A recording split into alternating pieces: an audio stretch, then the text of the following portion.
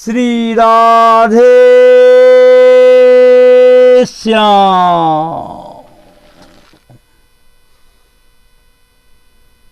आज के प्रसंग में एक दयालु राजा का है, आप लोगों के बीच लेके आऊँ। एक राजा था जो बहुत दयालु थे। वो हमेशा अपने प्रजा के लिए चिंतित रहते थे और सोचते रहते कि कहीं मेरे से अधर्म तो नहीं हो रहा है।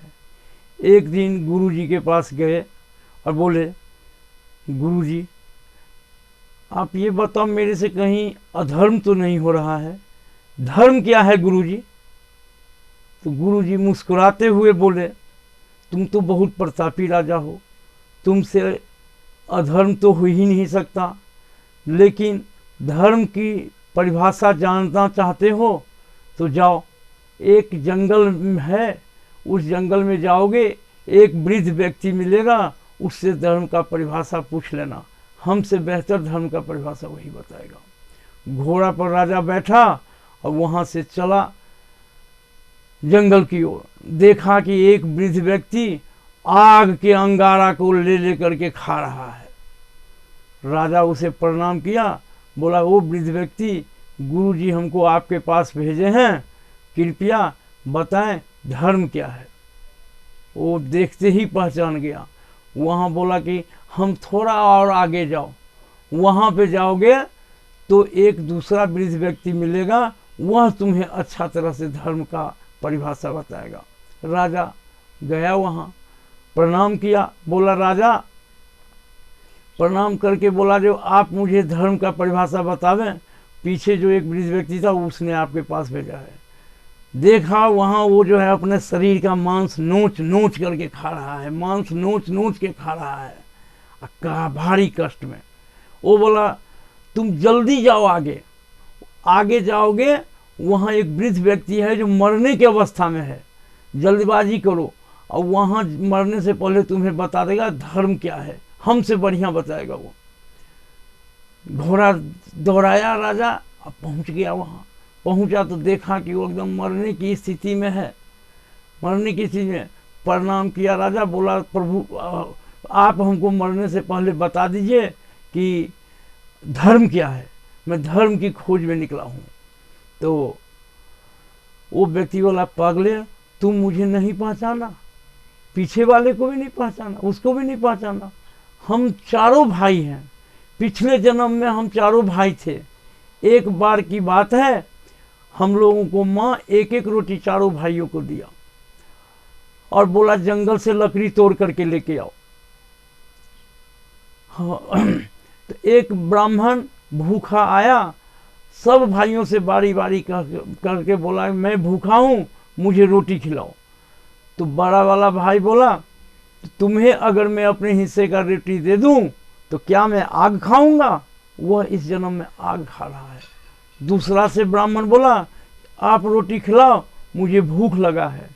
दूसरा वाला ने बोला, अपने हिस्सा का रोटी अगर तुम्हें दे दूं तो क्या मैं अपना मांस नोच नोच कर खाऊंगा? इस जन्म में मांस नोच नोच कर खा रहा है।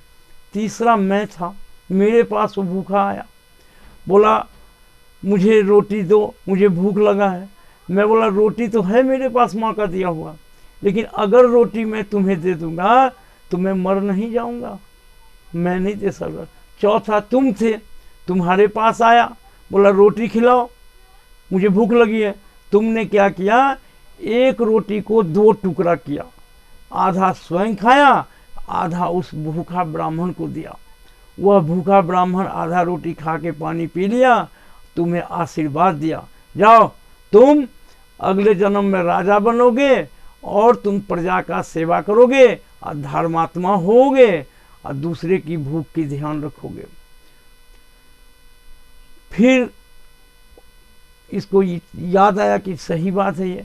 फिर वो आया अपने राजा के गुरुदेव के पास, गुरुदेव मुझे धर्म का परिभाषा तो मिल गया। धर्म का परिभाषा हर आदमी का अपना अपना कर्म से बनता है, जैसा कर्म करते हैं वैसा फल मिलता है। फिर भी मैं संतुष्ट नहीं हूँ, गुरुजी आप हमको बताइए। तो गुरुजी बोले कि वेद व्यास जी के पुत्र थे श्री सुखदेव जी महाराज। सुखदेव जी ने अपने पिता वेद व्यास जी से पूछे, पिताजी आपने इतनी मोटी मोटी पुराण लिख डाली, कलयुग में मनुष्य का आयु कम होगा, कौन आपको पुराण पढ़ेगा, पुराण का तो तिरस्कार ही होगा। तो मुस्कुराते हुए वेद व्यास जी ने बोले, मैंने जो इतनी मोटी मोटी पुराण लिखा है, तो इस पुराण का सिर्फ 2 सारांश है। अगर 2 सारांश मनुष्य अगर समझ ले और जीवन में उतार ले, तो उसका जो है सो पुराण पढ़ने का लाभ हो जाएगा। सुखदेव जी बड़ी उत्सुकता से खुशी होकर के पूछे, पिताजी जल्दी बताइए कि आपने मनुष्यों को सारांश क्या दिए हैं 2? बोला, बेटा सुखदेव जी, मैंने मनुष्य के लिए पुराण के माध्यम से सिर्फ 2 सारांश दिया है। एक, जो परोपकार अगर कर रहा है, एक मनुष्य दूसरे मनुष्य को अगर परोपकार कर रहा है तो यह धर्म है, और दूसरा, अगर किसी की आत्मा को आहत किया जा रहा है तो ये पाप है। एक सैनिक बॉर्डर पे हत्या करता है तो उसको चक्र मिलता है, क्योंकि वहाँ पर उसका वही धर्म है।